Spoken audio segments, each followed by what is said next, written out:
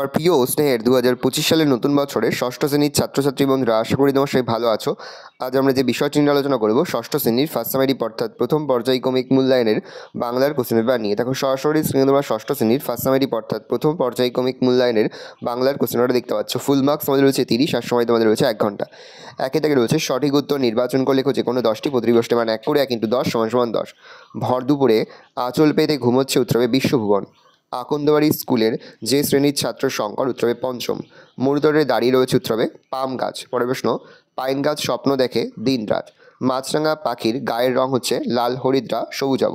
মন ভালো করা রোদ্দুর মাছরাঙার মতো। তিতিরি ডাক শুনে কাছে আসে উত্তরে মুরগি। সবুজ মাথা তুলে খেলা দেখালো ঘাসফড়িং। ঘাসফড়িং কবিতায় ঝিরঝির বৃষ্টির উল্লেখ আছে দুবার। কুমড়ে পোকা একটি কুতুরিতে মাকড়সা রাখে 10 থেকে 15টি। কুমড়ে পোকার গায়ের রং কালো। চতুরঙ্গ শব্দটির সন্ধি বিসর্গ সন্ধি। ধ্বনির লিখিত রূপ হলো বর্ণ। দুইতে রয়েছে নিচে যে কোনো 8টি প্রশ্নের উত্তর প্রশ্নের মান 1 করে 1 × 8 = 8। কবি কাকে প্রতীকজনের ছাতা বলেছেন? কবি অশ্বত্থ গাছটিকে প্রতীকজনের ছাতা বলেছেন। শঙ্করের পেট গরমের কারণ কি? শঙ্কর সারাদিন গাছে গাছে থাকে আর পাপ জাম নোনা ডাব এসব খায় বলেই তার পেট গরম হয়। শঙ্কর কোন স্কুলে পড়ে? শঙ্কর আকন্দবাড়ি স্কুলে পড়ে। পাইন গাছ কিসের স্বপ্ন দেখে? পাইন গাছ মরুতটে বা পাইন গাছ খুব রোদে মরুতটে একা দাঁড়িয়ে থাকা দুঃখী পাম গাছের স্বপ্ন দেখে। মন ভালো করা কবিতায় মাছরাঙাটির গায়ের রং কীরকম? মন ভালো করা কবিতায় মাছরাঙা পাখিটির গায়ের রঙের মধ্যে রয়েছে নীল লাল সবুজ ও হলুদ রঙের মিশেল। এক কথায় মন ভালো করা রোদ্দুরের মতোই। আমি পশুর ভাষা বেশ বুঝি। এ কথা কে বলেছেন? আমি পশুর ভাষা বেশ বুঝি কথাটি বলেছেন পশু ভাষাবিদ রিবেন ক্যাস্টাং সাহেব। কবির সঙ্গে ঘাসফড়িংয়ের আত্মীয়তা কখন গড়ে উঠল? এক বর্ষার দিনে ঝিরঝির বৃষ্টির পর কবি যখন ভিজে সবুজ ঘাসে পা রেখেছেন তখনই তার সঙ্গে ঘাসফড়িংয়ের আত্মীয়তা গড়ে উঠল। কুমড়ো পোকা একটি কুঠুতে কটে ডিম পাড়ে? কুমড়ো পোকা একটি কুঠুতে একটি মাত্র ডিম পাড়ে। বিসর্গসন্ধি কাকে বলে? প্রথম পদের বিসর্জনের পরবর্তী পদের স্বর কিংবা ব্যঞ্জনের যে সন্ধি হয় তাকে বিসর্গসন্ধি বলা হয়। যেমন নমযুক্ত কার নমস্কার। ধ্বনি ও বর্ণের মধ্যে পার্থক্য। ধ্বনি ও বর্ণের মধ্যে পার্থক্য হলো ধ্বনি উচ্চারিত হয় আর লেখার সময় ধ্বনিকে যে চিহ্নের সাহায্যে প্রকাশ করা হয় তাই হলো বর্ণ। হজরবেলা গল্পে বুড়ো লোকটির মতে কতকের বয়স কত? 37 বছর। হজরবেলা গল্পে অদ্ভুত যন্ত্রণার নাম কি? হিজবিজ বিজ। পরের 3-এর দাগে নিচের প্রশ্নগুলি সংক্ষিপ্ত যে কোনো 5টি প্রতিটি প্রশ্ন 2 করে 2 × 5 = 10। মেঘগুলো যায় আকাশটাকে ছুঁয়ে উদ্ধৃতাংশটির তাৎপর্য কী? দুর্বেলা রাখাল তার গরু বাছুরগুলো মাঠে চড়াতে গিয়ে গাছের তলায় নরম ঘাসের গালিচায় আলস্য করে শুয়ে বিশ্রাম নেয়। প্রকৃতির নির্জন রূপ তার মনকে উতলা করে তোলে। সে আপন মনে দেখতে থাকে আকাশের বুকে মেঘগুলো কেমনভাবে ভেসে বেড়াচ্ছে।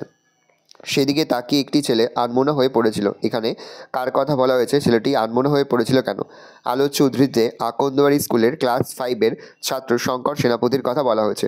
শঙ্কর ক্লাস ঘরের জানলা দিয়ে দেখছিল নারকেল গাছের মাথার ওপর দিয়ে ডানা মেলে একটা শঙ্খচিল উঠছে।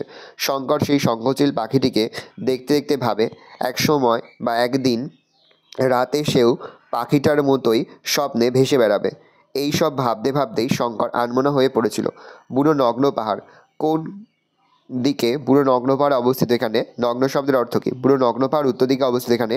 নগ্ন শব্দের অর্থ হলো ন্যাড়া বা গাছপালাহীন। মন ভালো করা রোদ্দুরকে কবি কিসের সঙ্গে তুলনা করেছেন?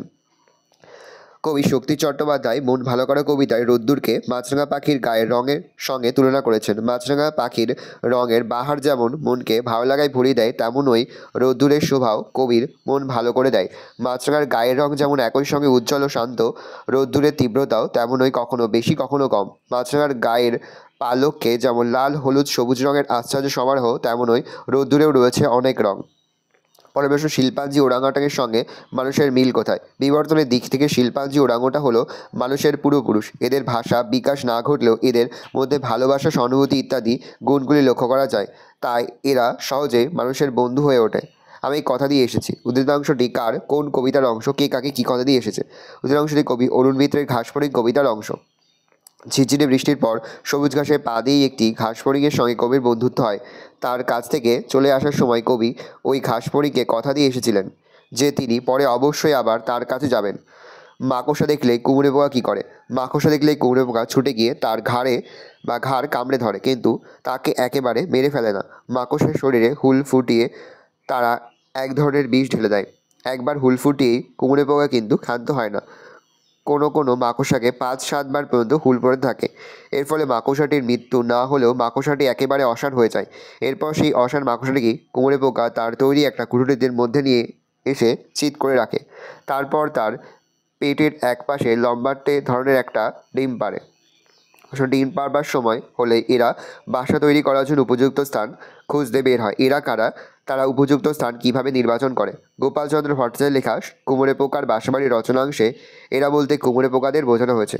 কুমড়ে পোকারা ডিম পাড়ার জন্য উড়ে উড়ে বিভিন্ন জায়গা দেখে তাদের বাসা বানানোর স্থান নির্বাচন করে। এই জন্য তারা বারবার ঘুরে স্থানটি পরীক্ষা করে। আমি ভয়ানক আপত্তি করে বললাম, আমি কে? তার ভয়ানক আপত্তির কারণ কি? সুকুমার রায়ের লেখা হজবড় গল্প থেকে নেওয়া প্রশ্ন উদ্ধৃত অংশটিতে আমি বলতে কথককে বোঝানো হয়েছে। উদু নামের বুড়োটা একটা পুরনো দর্জির ফিতে দিয়ে কথকের খাড়ায় হাত আস্তিন ছাতি গলা সব কিছুরই মাপ বলেছিল 26। কথক সেই কথা মেনে নিতে ভয়ানক আপত্তি করেছিলেন। 4 দাগে রয়েছে নিচে যে কোনো দুটি প্রশ্নের মান 1 করে 1 × 2 = 2। প্রথম রয়েছে বিসর্গ সন্ধি কাকে বলে দেখে নাও। পরে হচ্ছে সন্ধি বিচ্ছেদ করো, অতএব আর সরস্বতী। হচ্ছে ধ্বনি ও বর্ণের মধ্যে পার্থক্য করো। পরে হচ্ছে মৌলিক শব্দ কাকে বলে।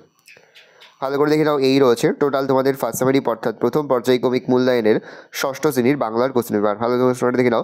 আশা করি ভিডিওটা ভালো লেগেছে। ভিডিওটা ভালো লাগলে ভিডিওকে লাইক করতে ভুলবেন না। আমার চ্যানেল নতুন হাত লাল ক্লিক সাবস্ক্রাইব প্রেস করে পাশে বেল আইকন প্রেস করে যখন নতুন করে ভিডিও আপলোড করি সবার ফার্স্ট নোটিফিকেশন পেয়ে যাও। আর এই ভিডিওটি তোমার বন্ধু বান্ধবী আত্মীয়স্বজন সবার মধ্যে কিন্তু অনেক শেয়ার করে দিতে পারছো। ষষ্ঠ শ্রেণীতে পড়ছে, আমরা কিন্তু ইতিমধ্যেই ষষ্ঠ শ্রেণীর প্রতি বিষয়ের সিলেবাস প্রশ্নমালা এবং নমুনা প্রশ্নপত্র কিন্তু আপলোড করে দেবো এখনো পর্যন্ত।